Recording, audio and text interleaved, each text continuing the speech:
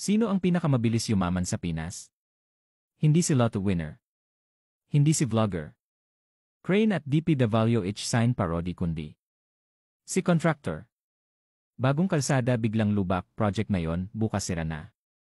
Pero siya, brand new na sasakyan, agad. Mansion, island, private jet stickers, samantalang bayan, nag-aabang ng tulay. Siya, nagbabakasyon sa iba't ibang bansa. Worker nagbibilang ng barya, trabahador pawis ang puhunan. Contractor sweldo isang kontrata lang. Text flash, kaya pala. Kaya pala mabilis silang yumaman. Kasi ang puhunan, pirma lang at makapal na resibo.